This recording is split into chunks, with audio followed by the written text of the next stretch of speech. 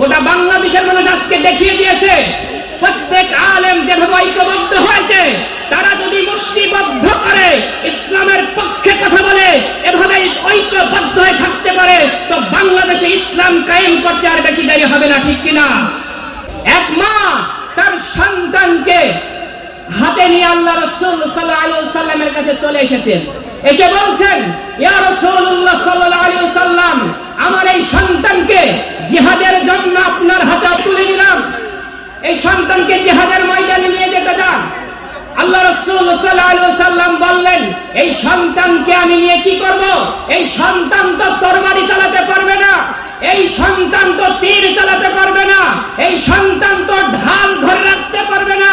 তখন ওই শিশুর মা আল্লাহ রাসূল সাল্লাল্লাহু আলাইহি ওয়াসাল্লামকে বলেন, হে আল্লাহ রাসূল সাল্লাল্লাহু আলাইহি ওয়াসাল্লাম, আমি জানি এই সন্তান তীর চালাতে পারবে না, আমি জানি এই সন্তান তরবারি চালাতে পারবে না, আমি জানি এটা ঢাল ধরে রাখতে পারবে না, কিন্তু কাফের মুশরিকরা যখন আপনার উপর তীর নিক্ষেপ করবে, কাফের মুশরিকরা যখন আপনার উপর তরবারি নিক্ষেপ করবে, তরবারি চালাবে, তখন আমার সন্তানকে ঢাল হিসেবে ধরে রাখবেন, আমার সন্তান টুকরো টুকরো হয়ে যাবে, আপনার জীবন বেঁচে যাবে। আল্লাহু আকবার।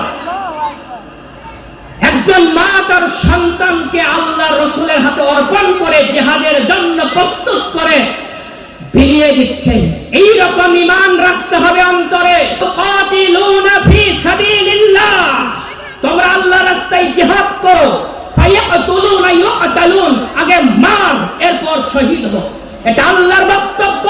মুসলমান জাতি মার খা জাত নয়। মুসলমান জাত খালিদ বিন ওয়ালিদের উত্তরসূরি। আরে খালিদ বিন ওয়ালিদ এমন একটা সাহাবা ছিলেন, যিনি যেই যুদ্ধে গিয়েছেন প্রত্যেকটা যুদ্ধে জয়লাভ করেছে মুসলমানেরা।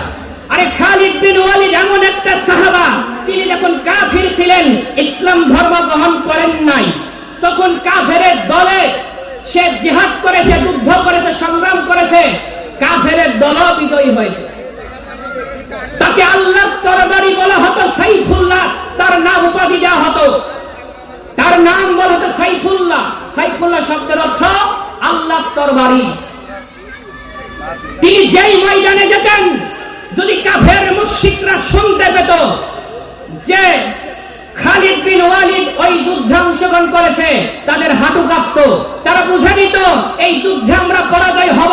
খালিদ বিন ওয়ালিদ যখন তরবারি মাটিতে গেড়ে দিতেন, মাটিতে ভূমিকম্প লাগতো। তিনি এমন যোদ্ধা ছিলেন, লক্ষ লক্ষ হাজার হাজার কাফের মুশরিককে একাই তিনি কতল করে দিতেন, ঠিক না? ওই উত্তরস্বরে আমরা, খালিদ বিন ওয়ালিদের উত্তরস্বরে আমরা। মুসলমান জাতি মার খা জাত নয়। ফায়াকতুলুনা ইউকতালুন, আগে মার, এরপর শহীদ হও। মারার কথা আমাদের বলছেন। আমরা রাজ্য কায়েম করেছি, আমরা দেশ চালাছি, মুসলমান তার ইতিহাস ভুলে গেছে।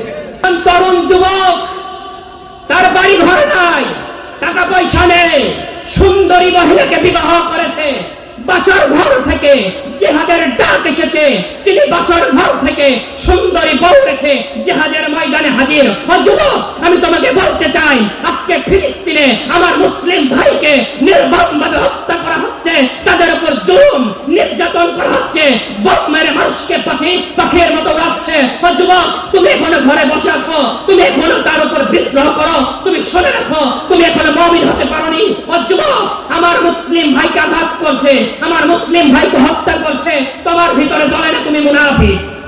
তোমার ভিতরে জুলাইদের মতো রক্ত ধারণ করে ইমানি জজ্বা নিয়ে জিহাদের ময়দানে যেমন জুলাইবিদ রাদিয়াল্লাহু ছুটে গেছে, তোমাকে ঠিক ওইভাবেই ছুটে যেতে হবে জিহাদের ডাক আসলে, ঠিক না? আল্লাহর রাস্তায় জিহাদ করলেই জান্নাত মিলবে। সাহাবারা বুঝেছিল জিহাদের ময়দানে গেলে জান্নাত অবধারিত।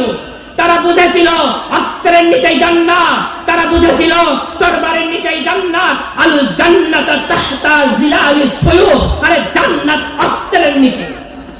আমরা হাত থেকে যখন অস্ত্র ফেলে দিয়েছি, তখন মুসলমান মার খাওয়া শুরু করেছে। অথচ প্রত্যেকটা মুসলিমের হাতে একটা করে অস্ত্র থাকবে, এটা সাহাবার সুন্নাত, এটা নবীর সুন্নাত। আল জান্নাতু তাহতা জিলালিস সুয়ুফ, জান্নাত তরবারের নিচে। যখন মুসলমান হাতে অস্ত্র ধারণ করবে, যখন মুসলমান হাতে রাইফেল ধারণ করবে,